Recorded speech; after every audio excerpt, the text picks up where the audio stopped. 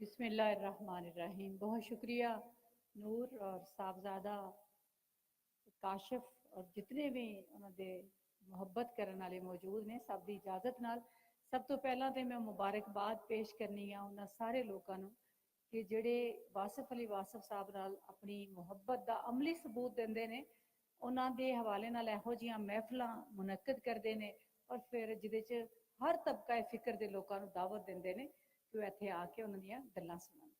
नूर बहुत शुक्रिया। मैं नूर के अंदर भी वही जलवा वेखनी और हमेशा इसका जिक्र भी करनी आ। ते अरस्तू ने कबल मसीह ये गल कही सी कि सारे इंसान बराबर नहीं, और अगर देखिए तो हिकमत भी है ये कि अगर रब सारे इंसान इको जी इंटलैक्ट वाले पैदा कर दिंदा, सारे ही अफसर बन जाते, सारे या किसान होंदे, तो फिर बाकी काम किन्ने करने सी। ये दुनिया च हर चीज़ च बड़ा राज है, रमज है।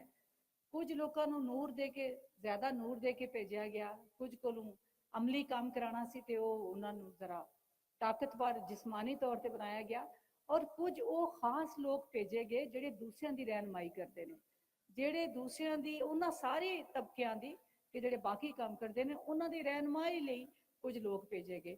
और वासिफ अली वासिफ उन्होंने खास लोगों में शामिल है कि जिन्होंने मुआशरे की रहनुमाई का फर्ज दिता गया और रब वालों वो फर्ज इन्हों के हवाले किया गया।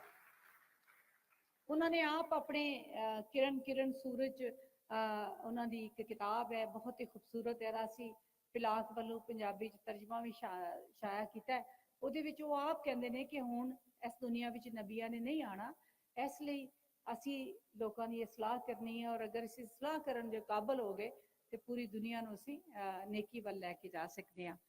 तो मैं समझनी हाँ कि ये जोड़े रमज ने कायनात दे और ये निक्कियां निक्कियां गल्लां इन्हां ते गौर करन दी गल है।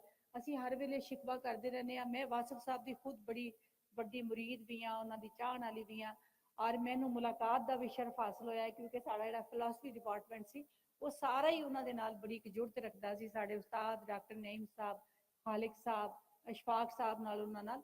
ते मैं समझदी हाँ कि निक्कियां निक्कियां गल्लां साडी हयाती दा सकून बन जांदियां ने। जिस नूर हुण गल कर रहे सी कि असीं हर वेले शिकवा करते रहने आ। मैनू शुक्र करन दी बड़ी आदत है। निक्की जी गल हुंदी है तो मैं कहनी शुक्र है। अच्छा, शुक्र का लफज जो अदा करनी है तो मैनू इंज लगदा है जिवें मैं धुप चों एकदम छां च आ गई हाँ और एक बड़ी मुश्किल चों निकल के सुख की राह ते आ गई हाँ।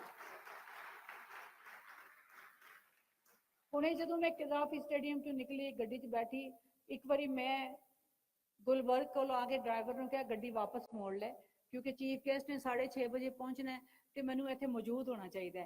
फिर मैं गोल चक्कर से क्या नहीं गड्डी वापस मोड़, मैं हाज़री ला के आना उस महफिल च। जदों मैं इत्थे अपनी हाँ तो मैं शुक्र अदा किया कि मेरे मौला, मेरे रब्बा तेरा शुक्र कि मैं इस महफिल च अपनी हाज़री लई आन दे काबिल हुई हाँ।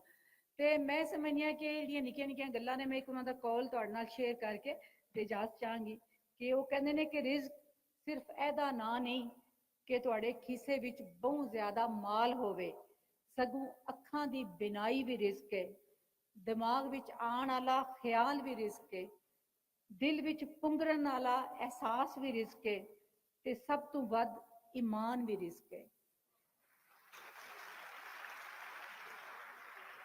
वासिफ अली वासिफ एक बड़े बड़े सूफी, सूजवान, ज्ञानी इंसान जेड़े सिर्फ रिचुअल्स की गल नहीं करते कि तुसी इतनी बारी गिन के इबादत करो तो तुहानू इतना सवाब मिलेगा, सगों शौक के सजदे की गल करते हैं। कहते हैं जो खौफ का सजदा है उहदे नालों शौक का सजदा जोड़ा है उसकी अहमियत ज्यादा है।